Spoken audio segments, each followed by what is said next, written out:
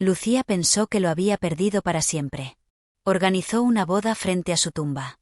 Pero esa misma noche, recibió un mensaje que lo cambió todo. No estoy muerto. Lo que descubrió después, fue peor que la muerte.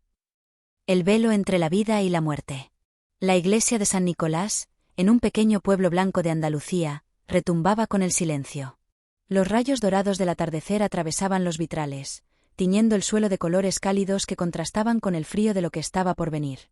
Lucía, de apenas 27 años, vestía de novia.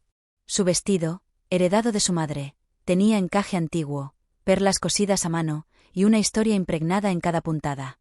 Pero hoy no era un día de alegría. No del todo.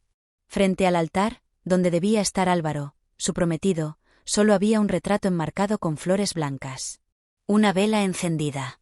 Y su ausencia que lo llenaba todo. Álvaro había muerto hacía 10 días. Un accidente de tráfico en la carretera que conecta Granada con Córdoba.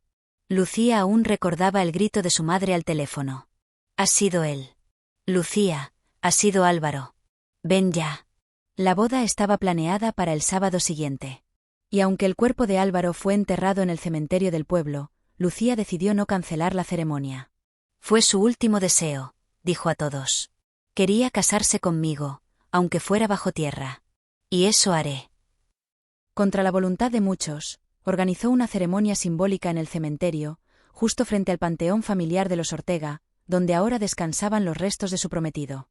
La noticia recorrió el pueblo como pólvora. Algunos la llamaron loca. Otros la admiraron en silencio. Pero todos acudieron al camposanto ese domingo por la tarde, como si supieran que aquella boda no sería como ninguna otra. Lucía caminó por el pasillo improvisado entre tumbas con la cabeza alta, el corazón roto y una carta en el bolsillo. Una carta escrita por Álvaro, entregada por su abuela justo el día antes del accidente. Decía: «Si algún día no llego al altar, prométeme que me esperarás, aunque sea al otro lado». Tras la ceremonia, Lucía se sentó en silencio frente a la tumba de Álvaro. No lloró. Solo cerró los ojos y susurró: «Ya estamos casados, amor». El viento sopló con fuerza. Una hoja cayó sobre su velo. Y entonces, sonó su móvil. Lo sacó sin mirar y vio una notificación. Mensaje de Álvaro. Fecha: hoy. Hora: 7:11. Texto: no estoy muerto. No confíes en nadie. Ni siquiera en tu familia. Lucía sintió que el suelo bajo sus pies desaparecía. Sus manos comenzaron a temblar. Miró alrededor. Todos estaban hablando, abrazándola, acompañándola. ¿Era una broma? ¿Una crueldad? ¿Un error del sistema? Intentó llamar, pero el número aparecía como desconocido. El mensaje desapareció de la bandeja de entrada al instante. ¿Era un truco de su mente agotada? ¿O había algo más? La mentira bajo tierra.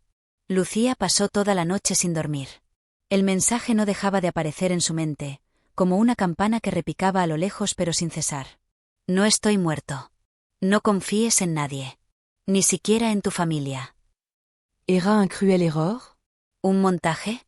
¿Una señal? A las 6 de la mañana, sin decir una palabra a su madre ni a nadie en la casa, se puso una chaqueta encima del vestido de luto y salió al cementerio. El amanecer en el pueblo era silencioso. El rocío cubría las lápidas como lágrimas secas. Se arrodilló frente a la tumba de Álvaro y colocó su mano sobre la lápida. Pero algo no encajaba. La lápida aún estaba recién colocada, sin el nombre grabado. Solo tenía una placa provisional con las letras escritas a mano. Álvaro Ortega Romero, 1988-2025. Descansa en paz. Lucía sintió una punzada en el pecho. Álvaro odiaba los errores.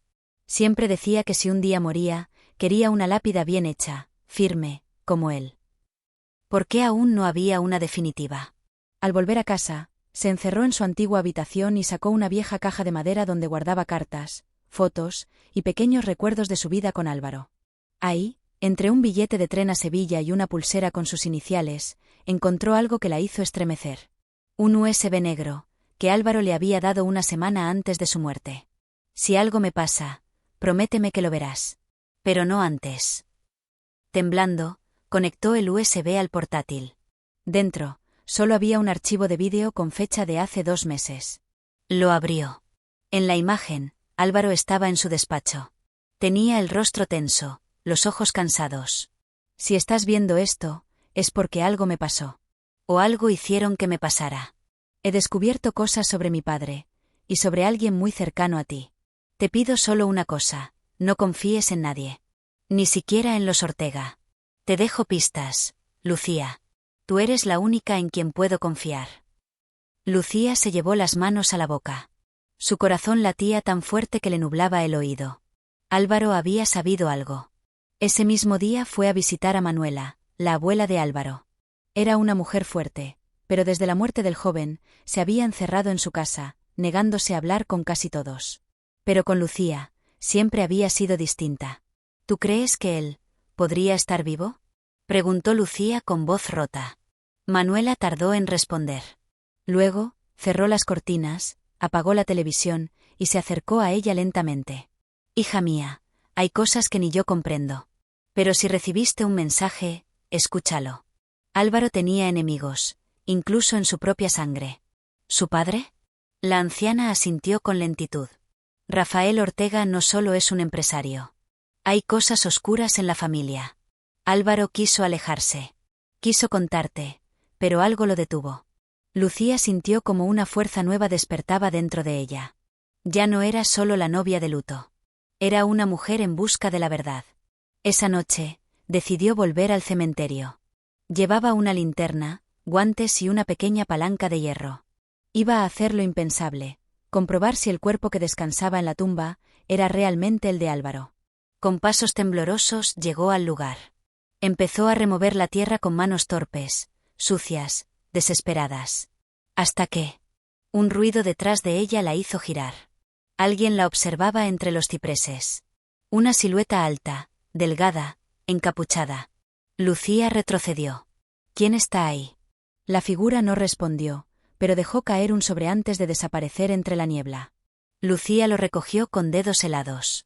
Dentro, una única nota, escrita con la letra de Álvaro. Sigue buscando.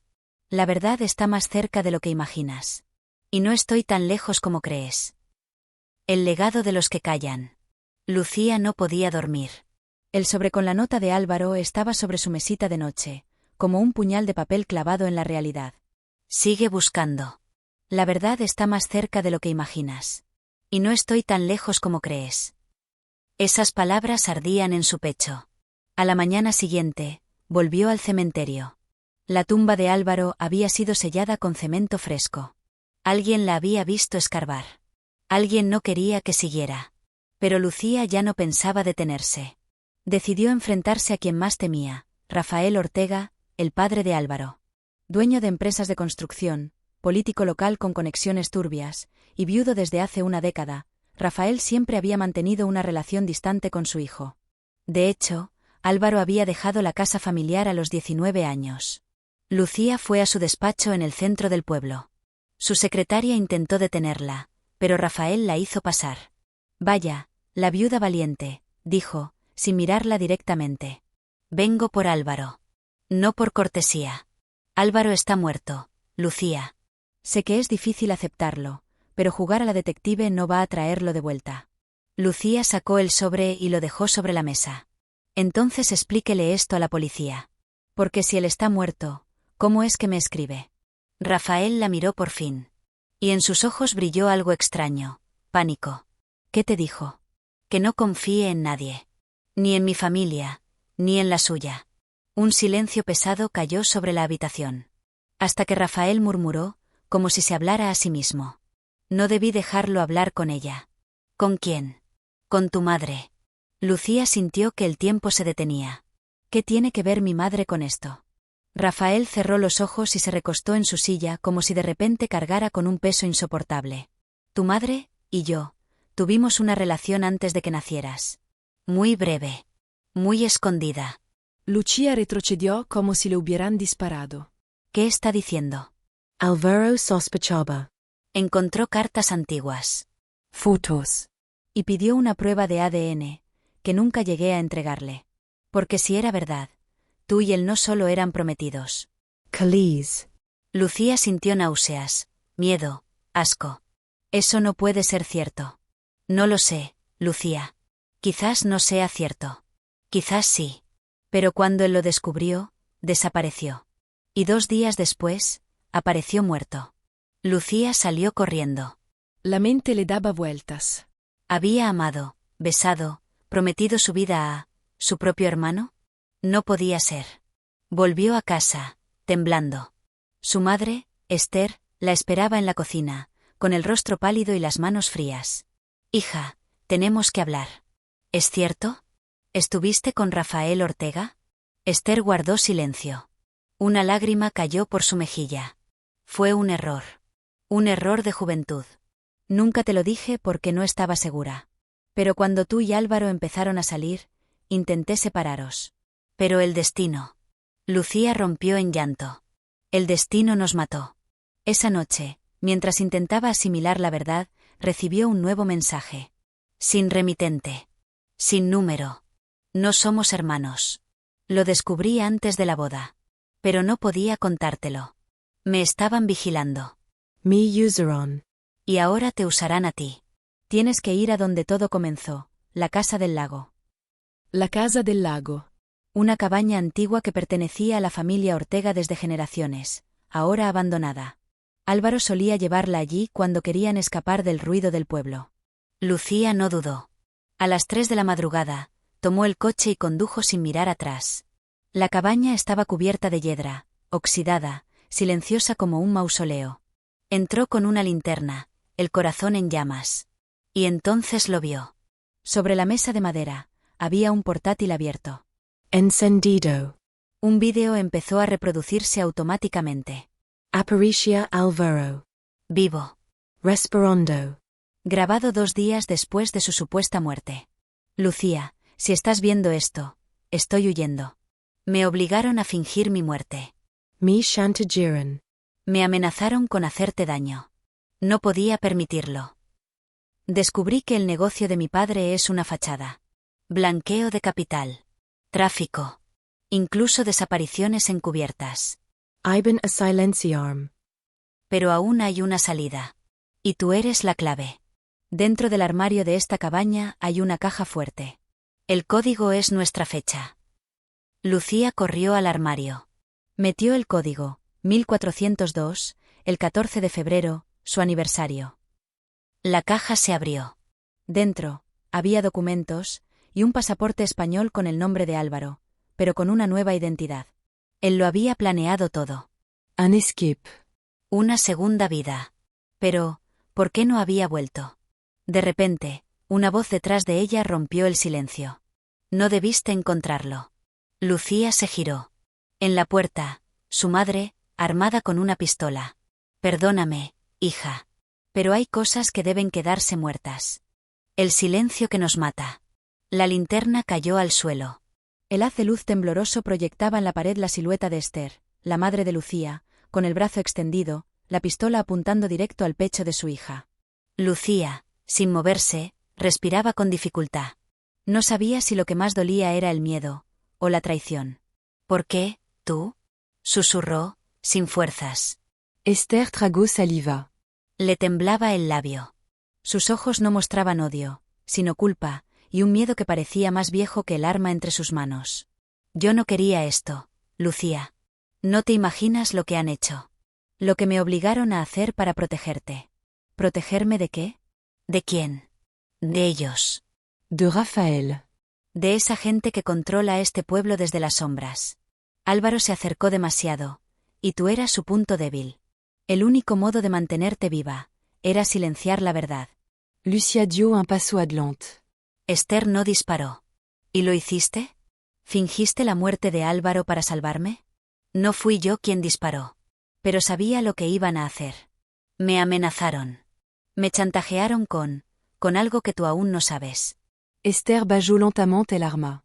Una lágrima cruzó su rostro. Tu padre nunca fue Rafael Ortega. Lucía abrió los ojos. Entonces, tu verdadero padre fue periodista. Lo mataron cuando tú tenías 3 años. Investigaba al clan Ortega. Yo me quedé sola, embarazada, asustada, y Rafael me ofreció protección. A cambio de silencio. Lucía retrocedió. Todo su mundo se derrumbaba. ¿Y Álvaro? ¿Por qué no regresó? Esther se acercó con la pistola colgando del brazo. Lo tenían. Lo estaban moviendo de un sitio a otro. Lo vigilaban como rehén. Pero logró escapar, hace 3 días. Lucia se aferró al borde de la mesa. El corazón le golpeaba el pecho. ¿Dónde está? No lo sé, pero alguien viene. En ese momento, se escucharon coches fuera de la cabaña. Ruda Fernando sobre grava. Puertas abriéndose. Voces. Esther se giró de golpe. Tenemos que salir. Ahora. Lucía agarró la caja fuerte con los documentos. Esther apagó el portátil y abrió una trampilla escondida en el suelo de madera. La usábamos cuando veníamos con tu padre. Antes. Rapido. Lucía se lanzó primero. Esther cerró la trampilla justo cuando la puerta principal se abría violentamente arriba. Desde abajo, solo se escuchaban pasos pesados. Hombres buscando. Rompiendo. Y una voz fría. Regístrenlo todo. Esa caja fuerte tenía lo que necesitábamos. Lucía y su madre gatearon por un túnel angosto que conectaba con una salida secreta, al borde del lago. El amanecer empezaba a teñir el agua de oro. Ambas salieron jadeando, llenas de tierra y desesperación. ¿Y ahora qué hacemos?, preguntó Lucía, sin aire. Esther la miró fijamente. Ahora, encontraremos a Álvaro. Y terminaremos lo que él empezó. Esa misma noche, en una pensión escondida en el barrio del Albaicín en Granada, un hombre de barba crecida y mirada herida encendía un pequeño transistor. Estaba encapuchado, con una cicatriz reciente en la mejilla. Miró una foto sobre la mesa, Lucía sonriendo en una playa. Y susurró. Estoy cerca, amor. Aguanta un poco más. Era Álvaro. Donde mueren los secretos, nace la verdad. Lucía y su madre se escondieron durante 2 días en un refugio rural de una antigua amiga de Esther, en las afueras de Úbeda. Mientras tanto, revisaban los documentos que Álvaro había escondido en la caja fuerte. Lo que encontraron era aterrador: contratos falsos, movimientos de dinero entre empresas fantasmas, pagos a políticos locales, órdenes de desaparición firmadas con iniciales que apuntaban directamente a Rafael Ortega y su entorno. Pero lo más doloroso era una carpeta con su nombre, Lucía Gómez. Dentro, había informes de vigilancia, fotos tomadas desde lejos, conversaciones intervenidas. «Llevan años siguiéndome», murmuró ella, con el alma helada. «Te querían como moneda de control», dijo Esther. «Para callar a Álvaro. Para callarme a mí». Gracias a una pista de los archivos, localizaron un contacto de confianza, Pilar Sánchez, una periodista de investigación de Madrid que había trabajado con el padre biológico de Lucía antes de su misteriosa muerte. La cita se organizó con total discreción en la estación de tren de Linares Baeza. Lucía llegó sola, con una mochila cargada de pruebas.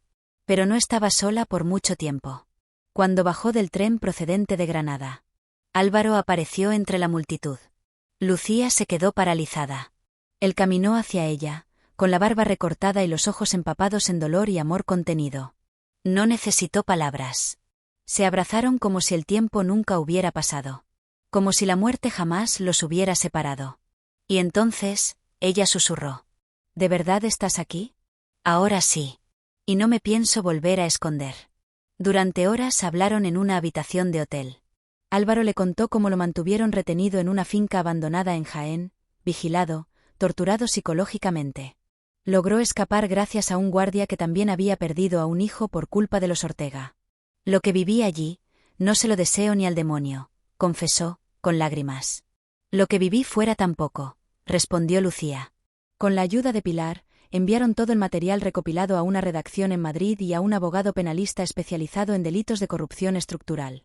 En cuestión de días, la historia estalló en los medios nacionales. Los titulares fueron directos. Clan empresarial Ortega implicado en red de corrupción, chantaje y desapariciones. Rafael Ortega fue detenido en su finca. Muchos de sus aliados, alcaldes y socios, fueron procesados. Y el nombre de Lucía, lejos de ser manchado, se convirtió en símbolo de coraje. Pero la historia no acabó ahí. Una tarde, semanas después del escándalo, Lucía y Álvaro volvieron al cementerio del pueblo. Esta vez, juntos. Frente a la tumba donde ella había llorado un cadáver que nunca existió, dejaron una rosa blanca. ¿Por qué aquí?, Preguntó Álvaro. Porque aunque tú no estabas allí, Yo sí enterré algo en ese lugar, mi inocencia. Mi pasado. Mi miedo. Y ahora, dijo él, tomándola de la mano, ¿qué enterramos hoy? Lucía sonrió con calma. El silencio. Un año más tarde, en un jardín pequeño junto a una iglesia restaurada, Lucía y Álvaro finalmente se casaron, rodeados de amigos, vecinos y periodistas que ahora contaban su historia como un ejemplo de verdad, amor y resistencia. Esther, de pie entre los invitados, no podía dejar de llorar. Porque por primera vez en su vida, su hija era libre. Y la justicia también.